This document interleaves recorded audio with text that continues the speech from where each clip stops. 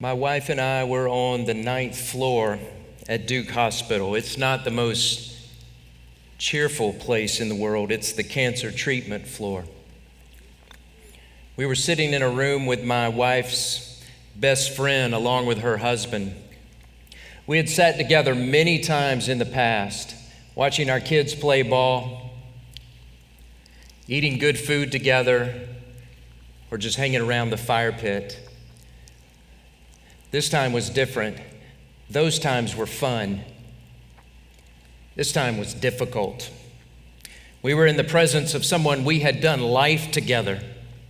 We had done life together with, and she was in the last days of a losing battle with an enemy that doesn't fight fair. Hospital tones always seem hushed and somber. Ours were. Breaking the silence, Christy said, "We always knew this day would come." And then she used some of her remaining precious energy, and she raised her head, and she locked eyes with my wife and finished her thought. "We just thought we would always have more time. We just thought we would have more time." We're in the middle of a series that we're calling Enough, and whether we're talking about money or time, it just feels like or seems like that there's never enough. We feel like if we could get just a little bit more, if we could add to it, then we will be satisfied. If we could add a little bit more, then we will be fulfilled. But the problem is, with resources, including time, is that they're limited.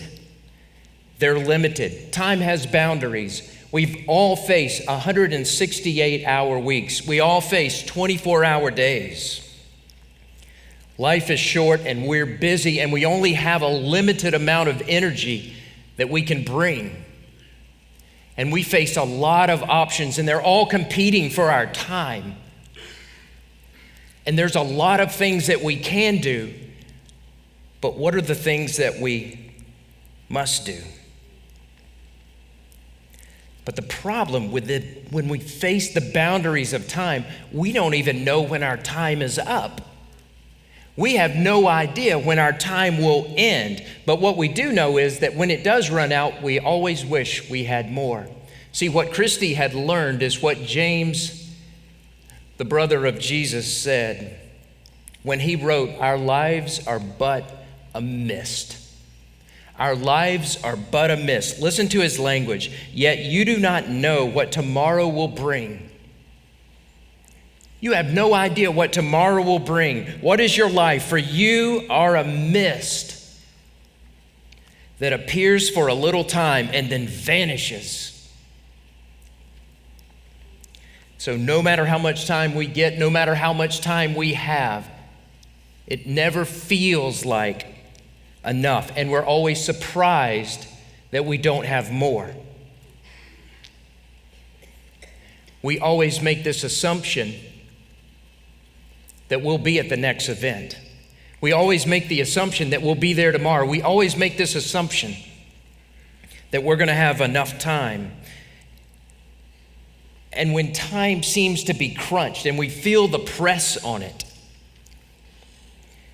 we begin to ask questions, usually the wrong question. The question we tend to ask is, what do I have to do to get more time? What do I have to do to get more time? But I think that that's the wrong question. That's the wrong question. The question that we need to be asking is, what can I do with the time that I do have? What do I do with the time that I do have? Not the time that I wish I had. See, there's a lot of things we can do, but what is it that we must do? And that's the question. That's the deal that I want us to wrestle to the ground tonight. If you have your Bible or electronic device, go ahead and grab that. And if you'll meet me at Psalm 90, meet me in Psalm 90. We'll get some of the verses up on the screens for you as well. Psalm 90 is a prayer written by a guy named Moses. Moses is one of the most well-known people in the Bible. He's well known for leading the children of Israel out of bondage and slavery in Egypt. He led them through the Red Sea.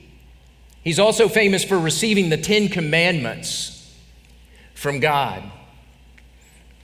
And in this psalm, Moses is going to pray a very sobering prayer because he's going to talk about how fragile we are. He's going to talk a little bit about the wrath of God, and he's going to talk about the tremendous amount of grace and wisdom that we need so that we can properly manage our time in a way that pleases God. In the context that Moses is writing this, the time that he's writing this, he's just lost his brother, he's just lost his sister, they have died, and he's staring down the very real situation that his time is limited, that he's nearing the end of his days. Now listen, let me just be honest with you. The next few minutes, they're going to be rough. They're going to be rough as we unpack what Moses has to say. But if you'll hang with me, it's going to get really good at the end, okay? So as we walk through this prayer of Moses, I want to show you from his prayer 3 truths. And then I want to leave you with 2 challenges at the end, all right? Let's dive in. Here's the first truth. The first truth is that the clock is ticking and we are fragile. The clock is ticking. Isn't that so true? The clock is always ticking and we feel like time is getting away from us.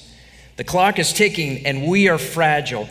But let me show you this. As Moses gets into the beginning of this prayer, he remembers to whom he is praying. And he says, Lord, and the language here is Adonai. And this speaks to a God who governs the world. So when Moses is praying, he is praying to a big God. He hasn't forgotten to whom he is praying. He's praying to a big God, and he says to this God, you have been our dwelling place. You have been for us a place of protection, a place that we can turn to for safety. In verse 2, he acknowledges that God, you created everything. And because you created everything, and we have this promise of your protection, and we have this promise of your presence, and because of that, we can be safe. We can be safe. This is the God to whom Moses is aiming his prayers. And let me just nudge, if I can, just get into your business just a little bit. What is the size and the strength and the ability of the God to which you're aiming your prayers? Is the size of your God worth the aim of your prayer? Moses is praying to a big God. He is praying to a big God. Now from here, the prayer that Moses prays, it's going to get rough for a little bit before it gets better. He says in verse 3, listen, he says, you return man to dust. Remember the truth we said, that the clock is ticking and we are fragile. And while God outlasts the most enduring things in all of the earth, man is frail and is going to return to dust. There's no doubt that what Moses has in mind here, he's going back to the first book in the Bible in the 3rd chapter where the curse is placed on man. And it says this in Genesis 3:19, for you are dust and to dust you shall return. But dust, why dust? Because this is pointing back to the beginning and the fall of man and the temptation that Adam and Eve had, and the temptation that we have is, are we like God? We want to be like God. And what they learned, the lesson they learned, and what we're going to figure out eventually, if you haven't already, is you're not God either. You're not God either. Humankind was created from dust, and we are going to return to dust. We are weak. We are fragile. We cannot control it, and it's coming like a wave, and death is following it. And then in verse 4, what Moses goes to is, he says this, that God has a different perspective on time. He talks about this, that he says 1,000 years in your sight are but as yesterday when it is past. And when you hear the language like that, what that sounds like, it's like, wow, the time of our time is almost insignificant, that it doesn't really matter, it doesn't last, and it's just a blip. And what we see is life is short and life is fragile. And Moses, to reinforce this in the next couple of verses, verse 5 and 6, this is what he explains to us. He gives us 3 images to make his case. He says, we are easily swept away like a flood. We are easily swept away like a flood. A flood comes and phew, we're washed away. He says we're like a dream, and a sleep tends to imply death. But just think about that too. I mean, how many of you, when you wake up in the morning and this is what you're thinking, is like, I think I had a dream. I have no idea what that was about. It's like it's there and it's gone. And then he says this, we are like grass. We flourish briefly and then wither. For some of us, that seems to be our experience. There was this season where we flourished. And now we seem to be walking in this season of withering. And if you're not sure if you've started that, this is what it feels like. You wake up in the morning and you have to do an assessment about what may or may not be working before you even get out of bed. That's the withering. The withering is coming. The grind of life has a way of reminding us that we're fragile and that it doesn't take that much to do us in. It just doesn't take that much to do us in. And what if, though, in that moment and in that season when we're understanding and learning that we're fragile and time is fleeting, what if we'd learn to better prioritize the time that we do have? What if we'd learn to navigate and manage that time and stack up the things that really matter most right away? What could that look like? Before we get there, though, Moses gives us another difficult truth. So the first truth is this, that the clock is ticking and we are fragile. The second one is this, the clock is ticking and we are needy. We are needy. Being described as needy is rarely seen as a compliment. In fact, when we think of somebody who's needy, this is what we tend to think about them. Man, they're high maintenance. High maintenance. Come on, everybody, we know somebody who's high maintenance, right? This is what we're thinking of, someone who is needy. And when we look at this, what are the problems or what needs does Moses identify in his prayer? And remember, this is going to be tough before it gets better, so stay with me, okay? It's going to get better. He says in verse 7, we are brought to an end by your anger. By your wrath, we are dismayed. Moses sees our problem as God's anger and his wrath. And the result of God's wrath and the result of God's anger are our end and our dismay. And I don't know what you're thinking when you hear some of this stuff, but I don't want to end. I don't want to be dismayed. I don't know about you, but I just want to be happy. I just want to be happy. In fact, when you're looking at this and maybe you're walking in for the first time or listening in for the first time and you're thinking, I thought God was a God of love. I thought God was about love. But listen, Moses continues. In verse 8, he says, you, speaking of God, you have set your iniquities before you, our secret sins in the light of your presence. Now listen, if you weren't uncomfortable up to now, you probably are there now. Moses has surfaced that we have this mortality problem, and now he's surfacing that we have a morality problem. We are sinners, and our sin is on full display before God. And we work so hard to keep our sin bottled up. We don't want people to see and notice, and we don't want that to get away. We don't want that stuff out there, but nothing is hidden before God. And look what the writer of Hebrews says. He says, and no creature is hidden from his sight, but all are naked and exposed to the eyes of him to whom we must give an account. The clock is ticking and our lives are short. The clock is ticking and our lives are short, and we struggle with sinful desires that have grave consequences.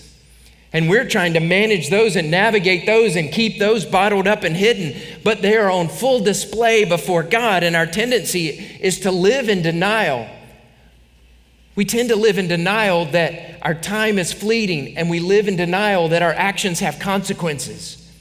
We think that we can manage and handle both of those. In verse 9, Moses begins to connect our short lives and misery to God's anger.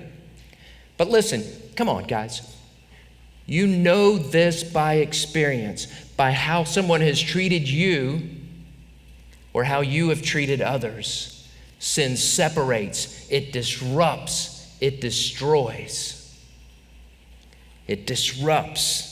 It destroys. In the wake of sin, there is brokenness and destruction.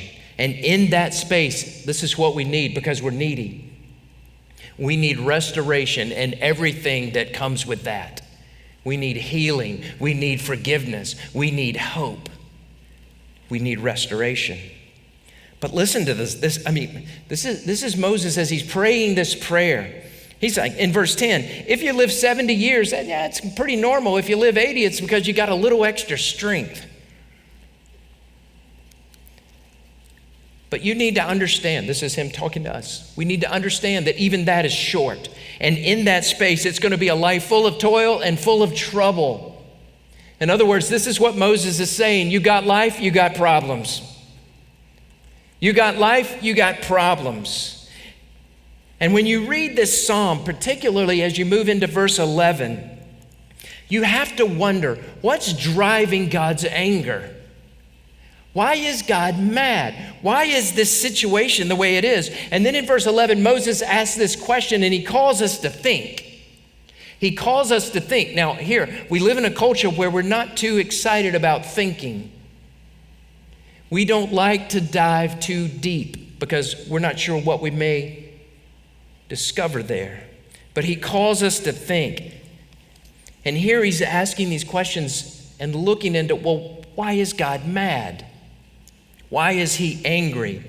And it even uses this language, the wrath of God. What's that all about?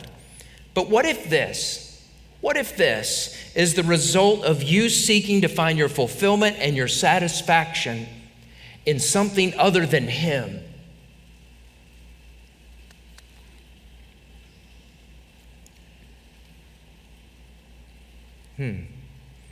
Where are you trying to find your satisfaction? And then maybe you need to ask the question, well, how do you even tell? You're trying to figure it out. Well, how do I even tell? Well, what do you put first in your day? What do you give your first energy to of the day? That could be an indicator. Do you ever pause to track the trajectory of your life and how you're living? And if you followed the trajectory of your life and you saw where it was going to end, in that place, is that where you want to be in 5 years, in 10 years, at the end of your life?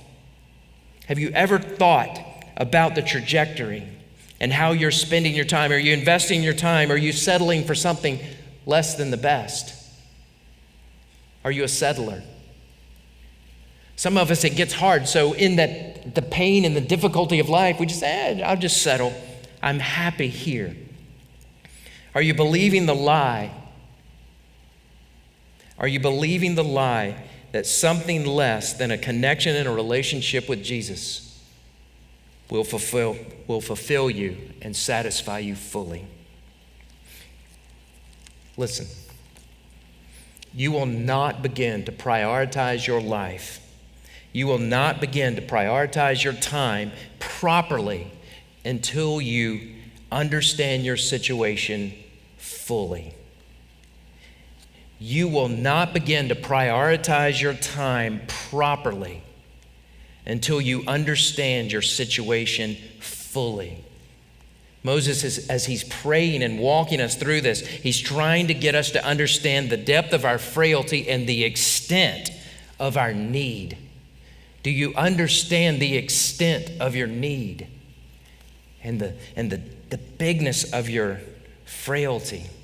And Paul, who wrote a lot of the New Testament, this is what he says. When he's writing to believers in Rome, he aims to make this extremely clear. He points out that we're all sinners and that we fall short of God's standard. And there are consequences of falling short of God's standard that results in a difficult life, and ultimately it results in death. And maybe you're asking, what's the point of all this gloomy information? And that's fair.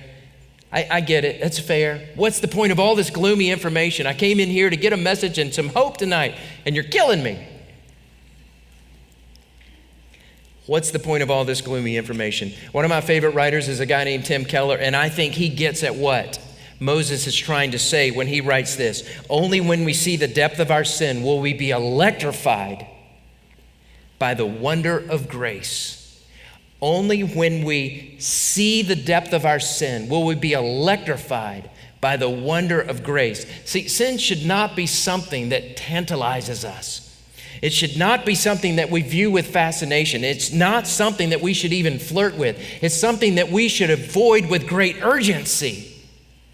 With great urgency, because we know the consequences, that it leaves collateral damage, that it leaves pain, that it leaves sorrow.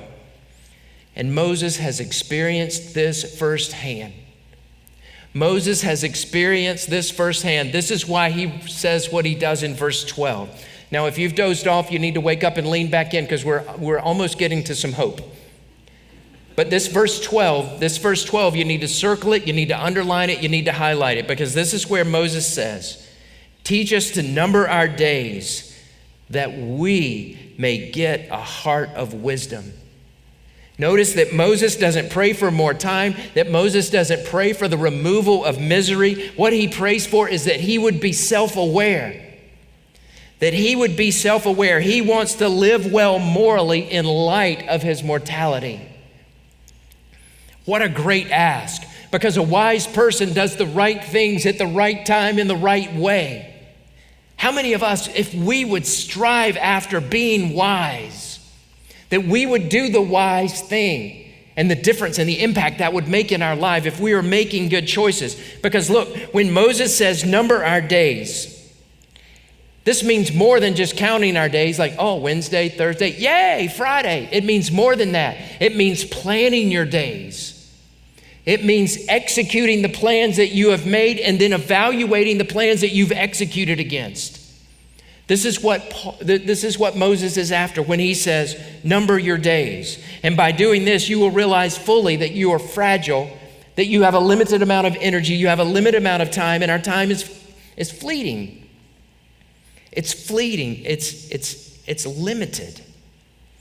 And you will realize how important it is to begin to plan and to prioritize the time that you do have. If you desire a satisfied, fulfilled life that is disciplined and devout and productive, we need wisdom. We need wisdom. We need to pray what Moses just prayed. But where do we go to that? Where do we turn for that? Because we're fragile and we're needy, and stupid is often a live option when it comes to the decisions that we make. Fortunately, there's a third truth. The clock is ticking and God is gracious. The clock is ticking and God is gracious. After acknowledging that we're fragile and needy and asking God for wisdom to navigate our time and that we would do it well, Moses moves to a series of requests in verses 13 through 16. And perhaps this is the prayer that a wise person would pray. And he makes these requests, and he's seeking rescue, he's seeking relief, and ultimately he's seeking restoration. Return, O Lord, how long? How many of we've been in that place? Return, O Lord, how long? Lift this heaviness, lift this darkness. I don't want to do this anymore. This is zero fun. Have pity on us, or have compassion. This is what he's asking for, compassion. Satisfy us in the morning with your steadfast love. Look at Moses. He's aiming to the source, the only true source of satisfaction. He is seeking God for satisfaction and fulfillment. He says in verse 15, make us glad for as many days as you have afflicted us, and for as many years as we have seen evil. Restore this. Just think about this a minute. What if you really leaned in? What if you really leaned in and sought a heart of wisdom? If you leaned in and you chase after with all your energy a heart of wisdom, what could that look like? What could be redeemed if this is what you chase after? What could be restored? What could be redeemed? What could be rescued? And what could this mean for you personally? What could it mean for your family and your community? What could it mean for our church if together, collectively, we sought a heart of wisdom so that we would manage our time well, that we would make wise choices? What could that mean if we sought with everything we had a heart of wisdom? Moses says, let your work be shown. Let your work be shown to us in verse 16, and not only to us, but to our children. Moses is seeking compassion and grace. And he knows that apart from God's favor and God's presence and God's blessing, that our time means nothing. This prayer is extremely clear that our predicament is truly desperate, and that we need to be rescued, and that we need to be delivered. But God in his gracious kindness provides for us a deliverer. He provides for us a deliverer. He sends his son at just the right time. And I get it. God's timing, it almost never feels like it's the right time, right?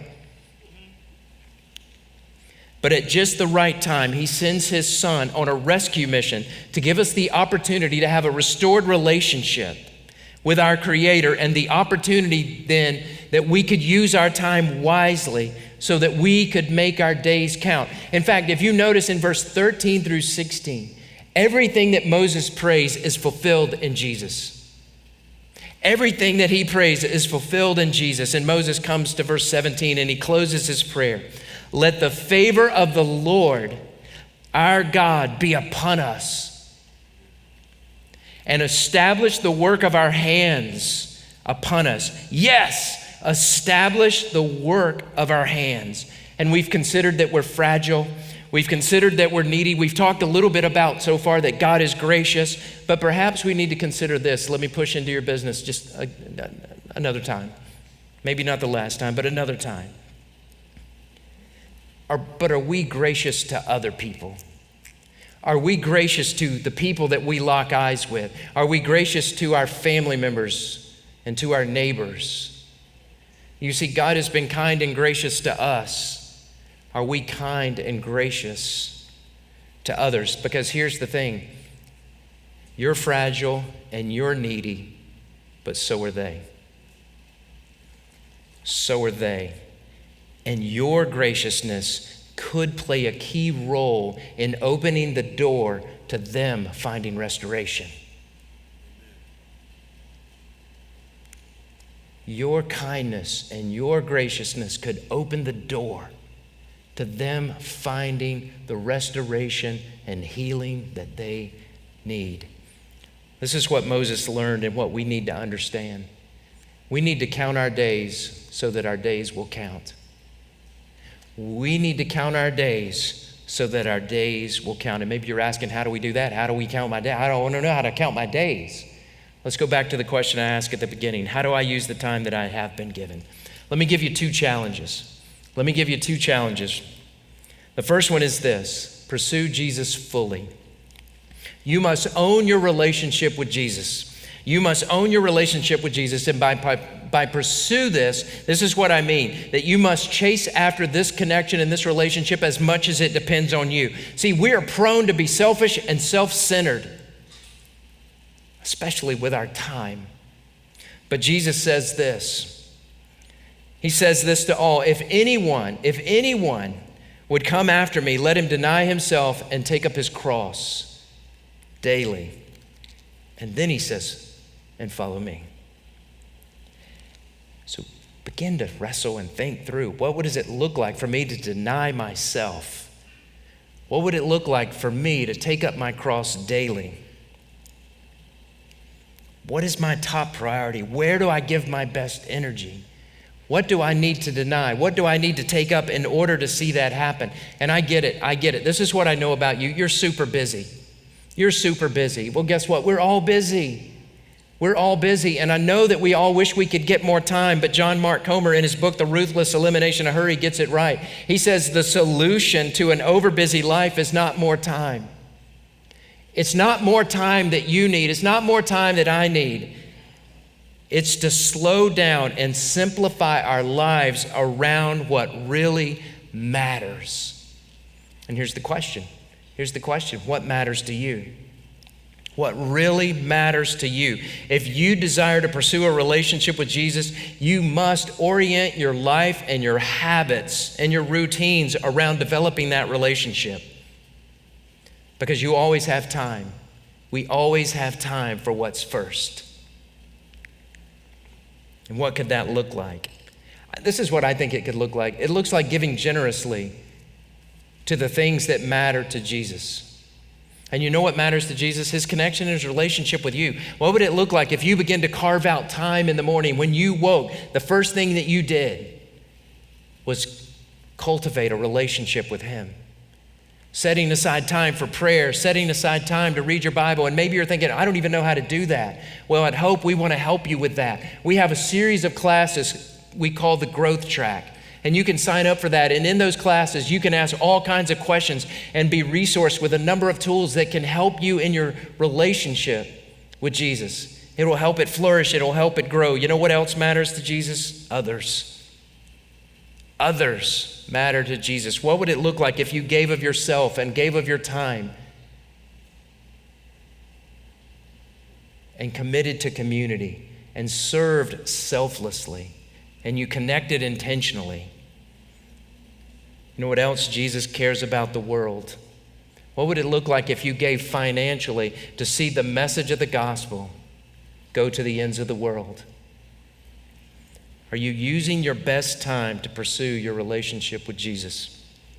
That's the first challenge. Here's the second. Invest in your family deeply. Now, here's the thing about these two challenges that I'm giving. You can't delegate them. If you don't do these, they won't get done. You can't delegate them. Invest in your family deeply. A number of years ago, it dawned on me that only I could be the husband to my wife and the father to my children. And I get it. It may not be earth-shaking to you, but it jolted me. It became a reality check for me. Listen, only you can bring you to the table. You need to be present in their life. They need your perspective. They need your voice. But here's the thing, this is a challenge because it's going to require a large investment of time. Because quality time flows from quantity of time. And here's the thing, not every minute with you is going to be awesome. Not every minute with you is going to be awesome. But in the quantity that you give, there will be some time that is quality out of all of those hours that you invest. And see, this investment is likely to stretch you some. You're going to be stretched. Because to invest in others means you're going to have to go where they are. To invest in others means you're going to have to go where they are. And a lot of times I really don't want to go where anybody is. I prefer if they would come to me. I have 3 sons.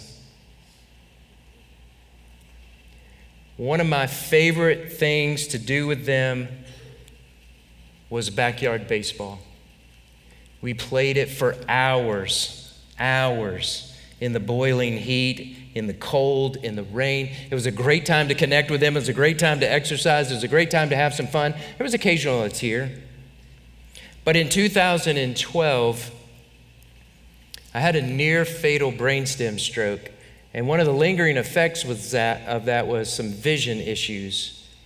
And what that meant was no more backyard baseball. And for me, that felt like loss. To me, that felt like time was ripped away from me. For me, it was a grieving process. But this is what I learned in that season, that life is but a mist. And I have no idea what tomorrow brings. I learned also that I need to be strategic and invest my time wisely and not waste a second on things that do not matter. Not a second on things that don't matter. Recently, my sons brought to me this idea of playing disc golf, and I thought, throwing a frisbee at a basket, how hard can it be? Do you realize that there are like multiple discs involved to do this? There's drivers, there's mid-range, there's putter, there's rollers. Man, I have a lot to learn. And maybe you're thinking, like, why would you bother doing that? Why don't you just relax and use your time for yourself? Let me tell you why I do this. Let me tell you why I bother learning this. Let me tell you why I go out in my backyard and practice. Because I love my sons, and I want to spend time with them and have fun again. And this is what I know, that one day my time will come to an end. And the time I invest in them now will have influence on them now and on their children and on their children's children. There will be a legacy because of the investment and the priority I make with them now. And here's the thing, the same is true with you. What are you giving your time to? What are you investing in? The clock is ticking and our time is limited. And no matter when it runs out, we'll always wish we had a little bit more. It's never enough. Here, what could that even look like for your family? Maybe you need to start having a 5-minute family devotion at the supper table. Or maybe if that's where you have the family food fight, maybe a different place. Maybe you should pray together with your kids before bed. Maybe you should have a game night. Listen, we're pro-fun at Hope. You can have a game night. And some of you are sitting here today, you're thinking it's too late. You're thinking it's too late to have any impact, to have any influence, that you've missed your window, that you've missed your opportunity. But let me encourage you. As long as you're breathing, there is time for restoration. As long as you're breathing, there's time for healing. As long as you're breathing, there's time for repair. And in that space, you can have influence. At the beginning of this psalm, we find these words. It says, a prayer of Moses, the man of God. Moses, the man of God. At the end of your time, how do you want to be described? What do you want to be remembered for? Because what we're remembered for is usually the result of the decisions we made. And the decisions that we make are often the overflow of how we managed our time.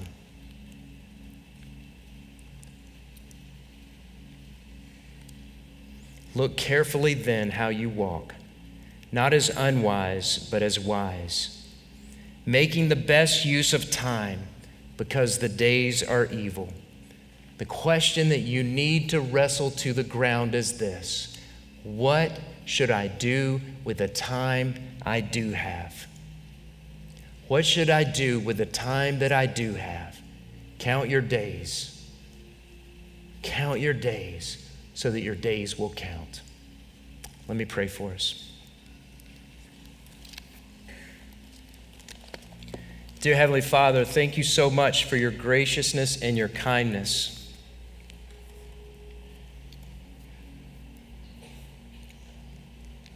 Lord, thank you that you're a coming down kind of God that gives us opportunity to have a restored relationship with you, and that you are a God of wisdom and who is happy to give us that wisdom so that we can live our lives well in a manner that's pleasing to you. Lord, for all of us that are listening, that are sitting in any of our campuses, that are tuning in around the world, we just pray that you would give us a desire to have a heart of wisdom. And may we seek it from you, and may you grant it. Lord, help us then to live wisely and make our days count. It's in your Son's name we pray. Amen.